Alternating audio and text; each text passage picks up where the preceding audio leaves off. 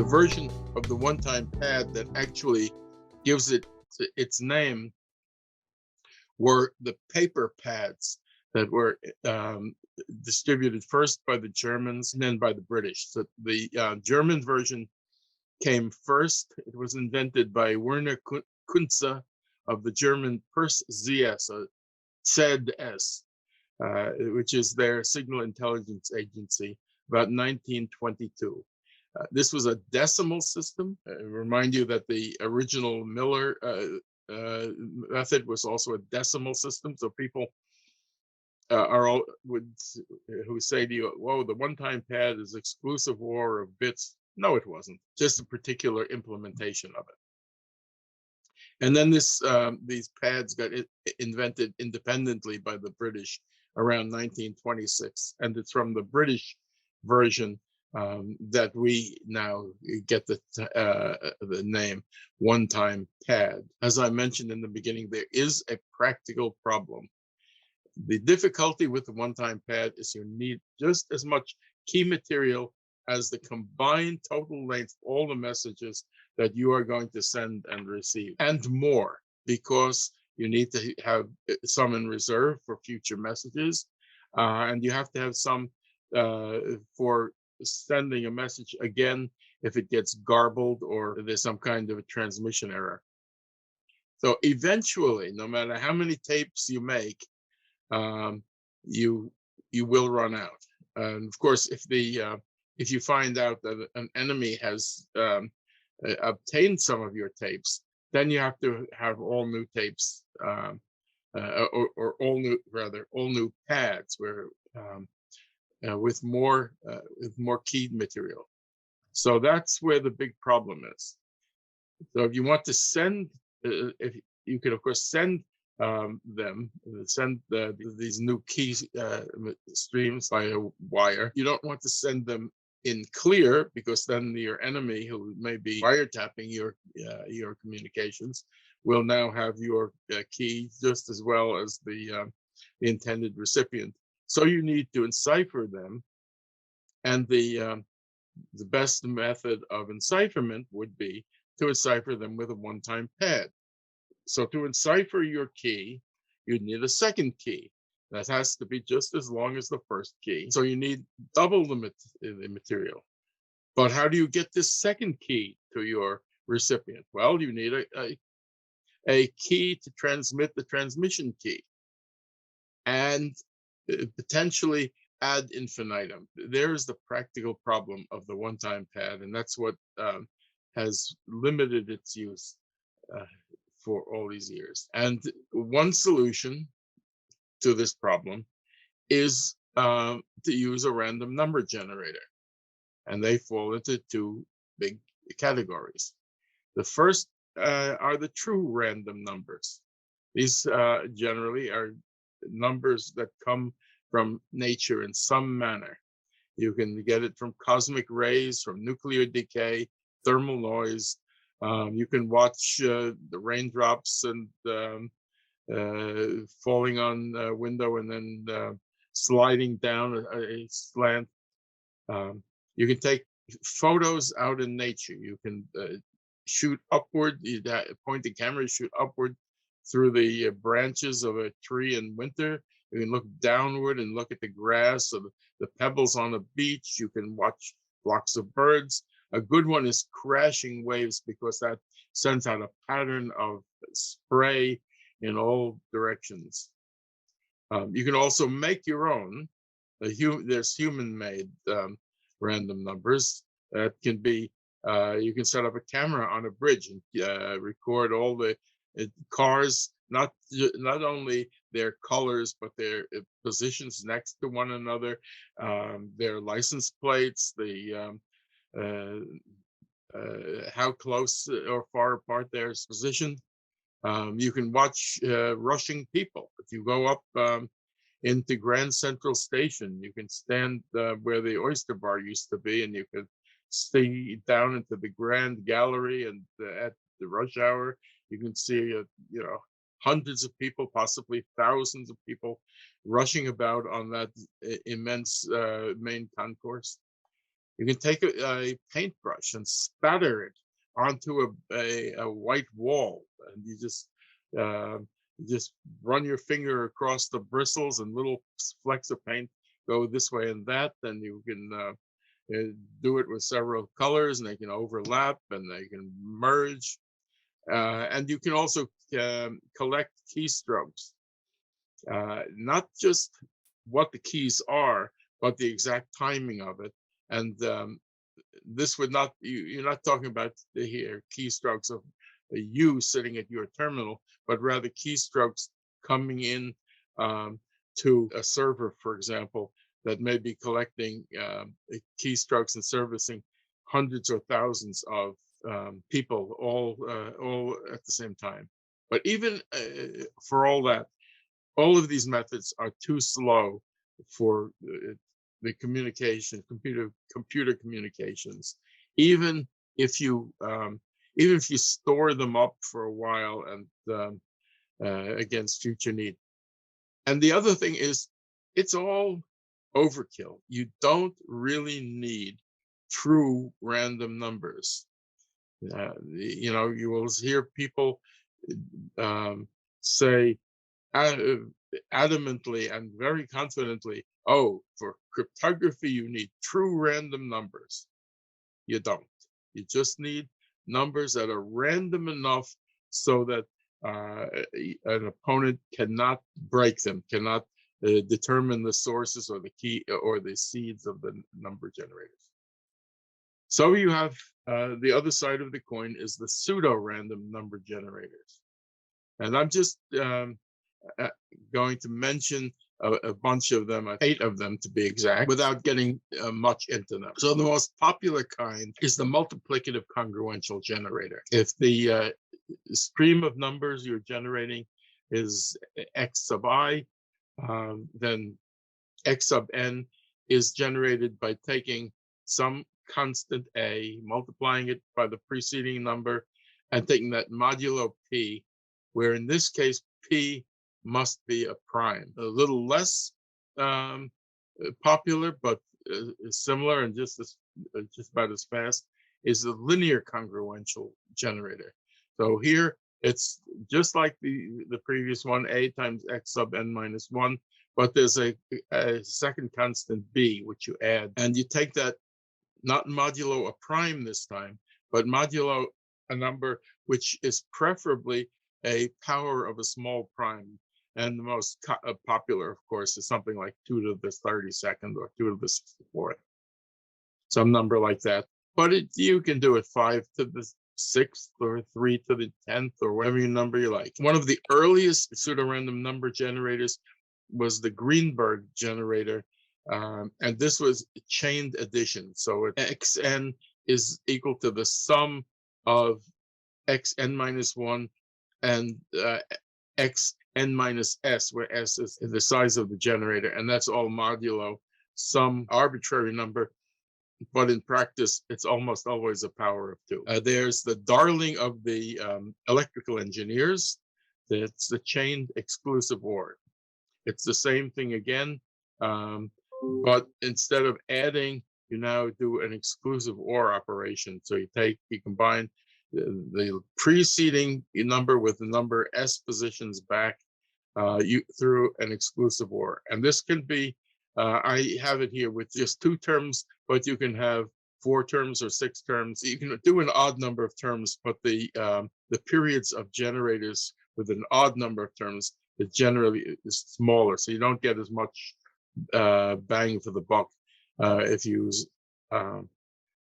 use an odd number of terms here. As I say, electrical engineers love this because you can do this as a circuit, and you can build this right into your machine and get random numbers that way. The most random among these is the XOR shift, exclusive OR shift, invented by George Masalia of Florida State University. Each successive number is generated from the preceding number by shifting, exclusive ORing it with the shifted number, then shifting that and exclusive ORing that number with with the previous number, so you have to generate each number in the series, you have to do 2 shift and exclusive OR operations. There's another one called FRAND.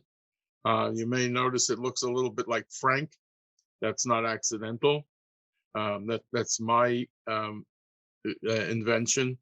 It's a chained exclusive OR, except that every a certain number of steps, you do a cyclic shift of the number. So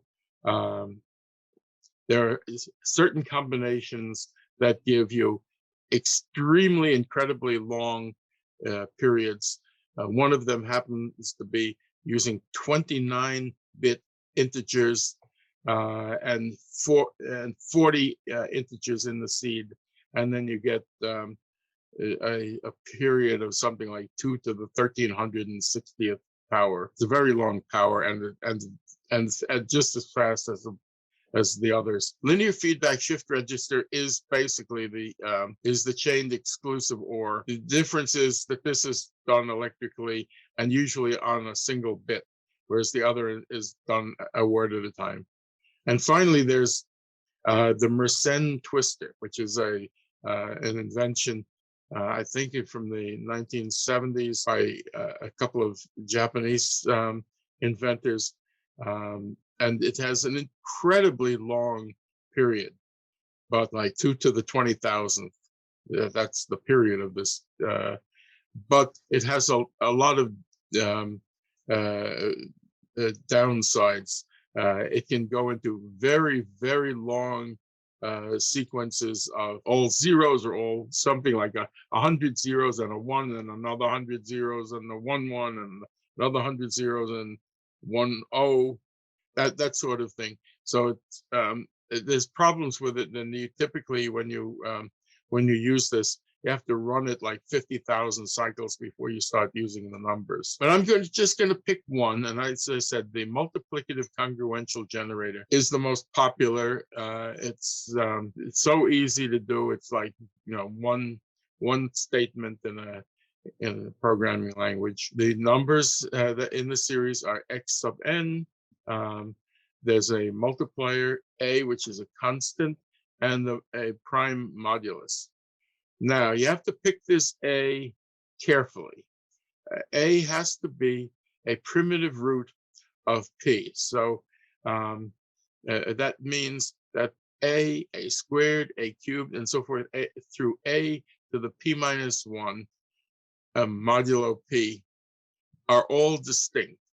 That is, these numbers, the powers of a modulo p, are a permutation of the numbers from 1 through p minus 1. And there's a warning here, because half the people who use the multiplicative congruential generator use it incorrectly. When you use it, the number that you use as your random byte, if you're generating using this to generate a random byte, should be the floor of 256 x sub n divided by p. So in other words, you're taking this, you're viewing xn as if there were a binary point, a decimal point in the front of the leftmost position, and then you're multiplying that to get a proportion of 256 numbers that are expressible in 1 byte. So what most people do, or about half the people do, is they take x sub n modulo 256 instead, and that's the wrong way to do it. This is biased. The random part of xn is the high order part of it, of the number. So this gets you the high order part. This expression, x sub n modulo 256, gets you the low order part of the number, and it has a short period, and it can be biased. Biased means it doesn't give every number with equal probability, but in this case, lower outputs are more frequent than higher outputs. In other words, output of 1 will occur much more frequently or notably more frequently than an output of 255. So now the concept that that we want to display here is that we're going to take some multiplicative congruential generators that we could do this with any kind of generator at all, but I'm just using this one because, as I say, it's the most common. In this case, we're going to try to take 5 multiplicative congruential generators. We call them S, G0, G1, G2, and G3. The one we designated as S is called the selector, and it generates just a 2-bit pseudo-random number, and then we use that to choose one of these other 4 generators for them to produce the next random byte. That sounds like a pretty good way. You just switch back and forth between the generators in a kind of a pseudo-random pattern. That should give you a very random sequence. Right?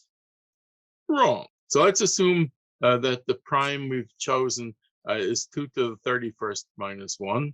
That's an extremely popular choice because it's the biggest number you can get in a 32-bit register, the biggest prime you can get in a 32-bit register, assuming, of course, that the high order bit is the signed bit. And with 5 of these generators, you have an effective key size of 5 times 31, which is 155 bits.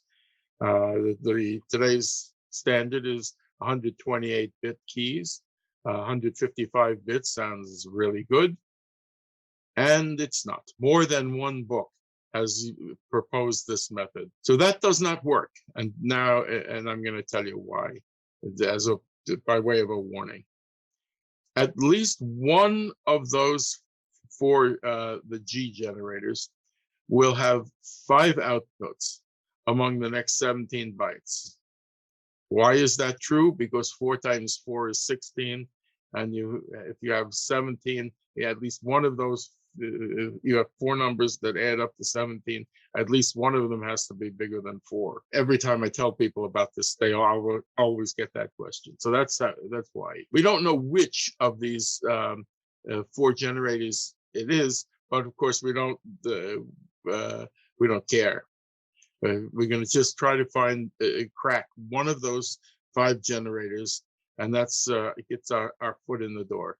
So 5 out of 17 is only 6,188, which is less than 2 to the 13th.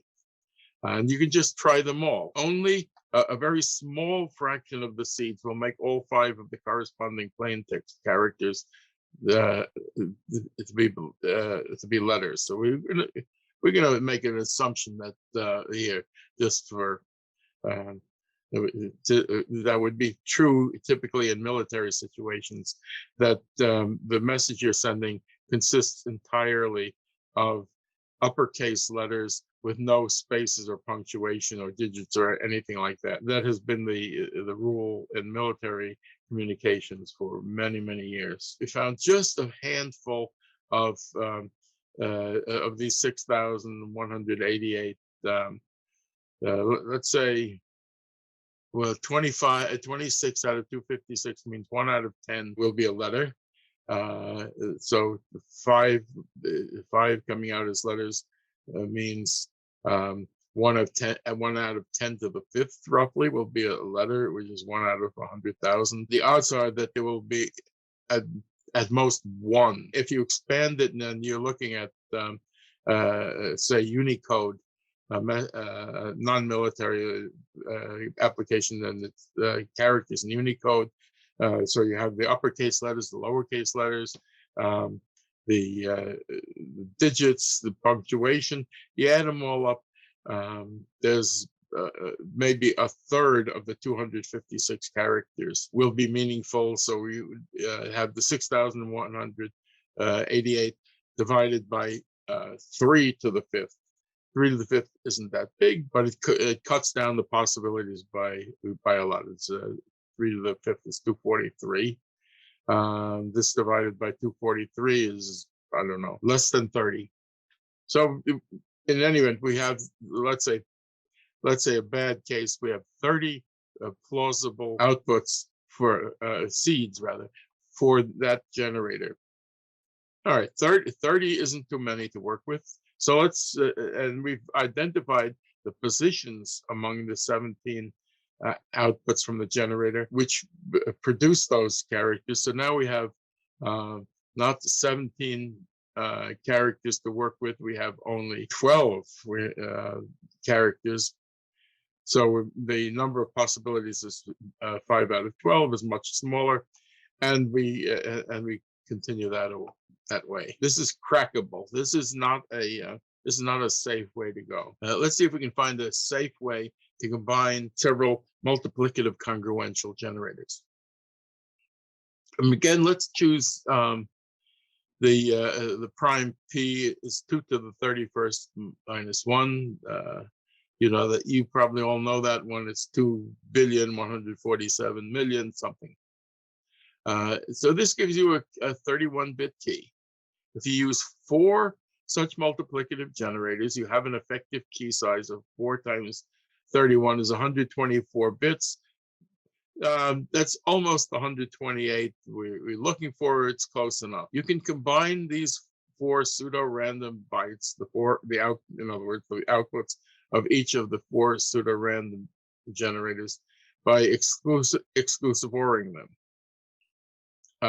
But that's linear, and so your opponent could potentially separate these out by using linear algebra. So we need something a little bit stronger than that. The thing that saves you is that you don't have to use the same prime for each generator. You have 4 generators. You can use 4 different primes. Typically, you would use the 4 largest 31-bit primes that exist, something like 2 to the 31st minus 1, 2 to the 31st minus 13, 2 to the 31st minus 29, whatever. I don't know. I'm making those numbers up, but they'll all be close to 2 to the 31st, so you're not losing much by making them all different. So let's try something a little more sophisticated than this just exclusive ORing the bytes. We can let's again use 5 multiplicative congruential generators. Same thing we did before: a selector and 4 number generators. This time, though, we'll take the high order 16 bits of the selector to form 4 4-bit coefficients. Okay, C1, C2, C3, and C0, C1, C2, and C3, with the stipulation that at least one of them must be odd. And the reason is if they're all even, then your sum is going to be even, and you have leaked 1 bit of information to your opponent. And that's actually a good thing, because it means that about once every 16 cycles or so, you'll skip a cycle, and that gives you an irregular, like a kind of a herky-jerky motion of the generators, and that's a very good thing. So we use a linear combination C0 x0 plus C1 x1 plus C2 x2 plus C3 x3 modulo 256 as the random output byte. It has the disadvantage that it requires 5 pseudo-random numbers to produce each byte, and in fact it requires just slightly more than that because of because you reject the outputs of S that are all 0. Still very fast. 5 linear multiplicative congruential. I'm tripping over my tongue here. 5 multiplicative congruential generators are still reasonably fast. It's only 5 multiplications, 5 modular divisions, and there are fast ways to do it when you choose the prime 2 to the 31st minus 1. So we have one well, called one leg of the stool. This we're going to make a system that will not only use the pseudo-random numbers, but that will be resistant to attack in other ways. So far, everything we've been doing is all linear. The generator is linear. It's a multiplication and a modular division. We've been combining them by linear combinations, and linear functions are easy to solve. Everybody knows what matrices are. That's the magic that solves linear combinations. So we're going to introduce 3 simple substitutions into this mix. We'll call them A, B, and C, uppercase A, B, and C. And these are going to be non-linear simple substitutions. And in the book, I talk about this non-linearity for page after page, because there's so much to it. There's the linearity in the individual bits. There's linearity in the entire number. There you can have each of the 2 nibbles of the byte can be linear independently of one another. You can divide the byte into say 323 bits, and those can individually be linear, and it also can be linear within a generalized mathematical ring. So we're going to try to get as much non-linearity as we possibly can at this point, to make it to give our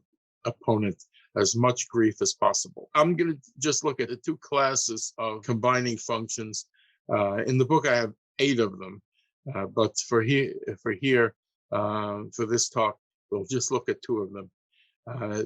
One of them is addition. That's linear, of course. The purely linear version is you take the key plus the message byte. You can apply the nonlinear substitution to the key. You can apply it to the message byte. You can apply a nonlinear substitution to both the key and the message byte independently. You can apply a nonlinear substitution to the sum, and then you have all these other combinations: the sum and the key, the sum and the message, and the sum, the key, and the message. Each one of these takes just a table lookup. Your substitution is just an index look into a substitution table, and then you can do exactly the same thing with exclusive OR. So you can the vanilla kind is you take the key byte and you exclusive OR it with the message byte. But now you can non-linearize that by applying the substitution to the key, to the message byte, to the key byte and the message byte, to the exclusive OR, which is the modulo 2 sum, and so forth. Even this most complex of expressions is still only 3 table lookups. A downside of this, using these nonlinear substitutions, is you have to mix the alphabets. I mean, mix the substitution alphabets, and that gives you a setup time when you're doing your encryption. The AES and DES were designed not to have a setup time, but in modern practice, very large keys are used. So, especially in the military. So, instead of taking a separate step to mix an alphabet, you simply make that alphabet, those 256 bytes, you make that part of the key and you transmit that as part of the key. That eliminates the setup time, makes the transmission of the key a little slower, but absolutely worth it.